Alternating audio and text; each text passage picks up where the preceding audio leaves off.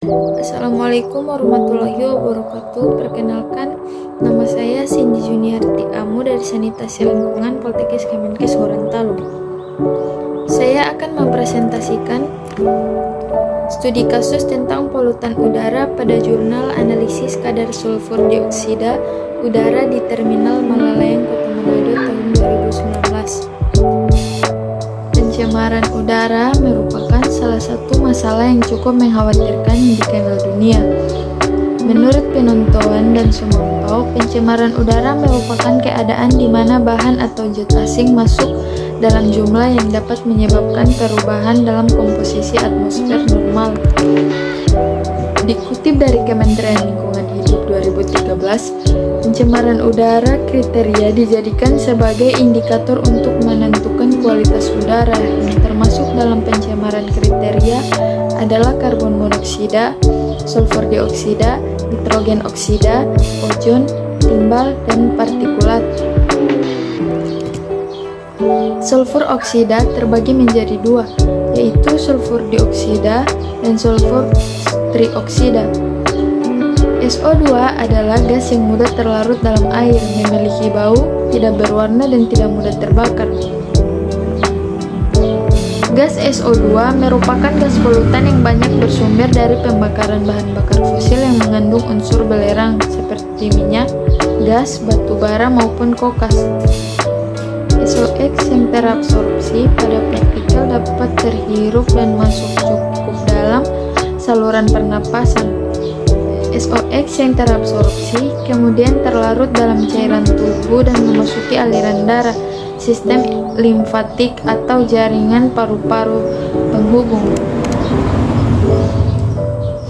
Terminal Malalayang Kota Manado merupakan salah satu terminal terbesar yang ada di Kota Manado yang menyediakan berbagai jenis angkutan umum seperti bus dan angkot.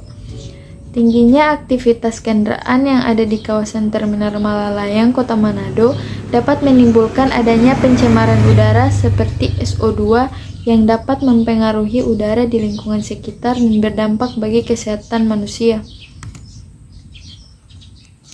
Kadar SO2 yang ada di kawasan Terminal Malalayang Kota Manado tertinggi mencapai 28,28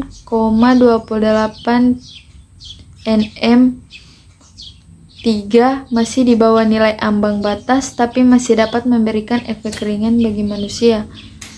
Hal ini dikarenakan masih ada pepohonan hijau yang ada di kawasan Terminal Malalayang Kota Manado yang dapat menyerap polutan dan yang dihasilkan.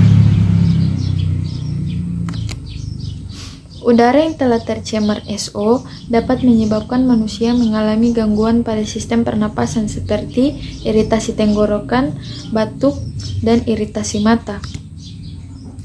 Penelitian dari Yeni 2015 menemukan bahwa gas sulfur dioksida, nitrogen oksida, dan ozon walaupun pada konsentrasi yang rendah dapat menyebabkan iritasi mata dan radang saluran pernafasan.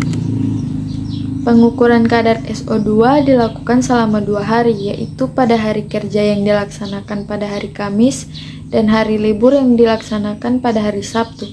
Berdasarkan dengan penelitian yang dilakukan, kadar SO yang tertinggi terukur pada hari Kamis, tanggal 5 Desember 2019 di titik 3 yang terletak di daerah tempat parkir bus, dengan waktu penelitian 13.00 sampai 14.00 dengan hasil 28,28 nm3.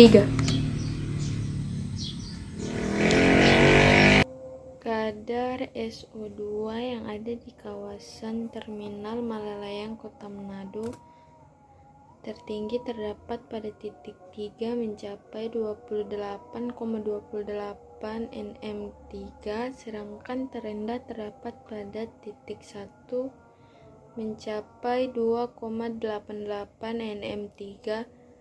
Kadar SO2 di Terminal Malalayang Kota Manado masih di bawah nilai ambang batas, yaitu 900 NM3 berdasarkan dengan Peraturan Pemerintah Republik Indonesia Nomor 41 Tahun 1999.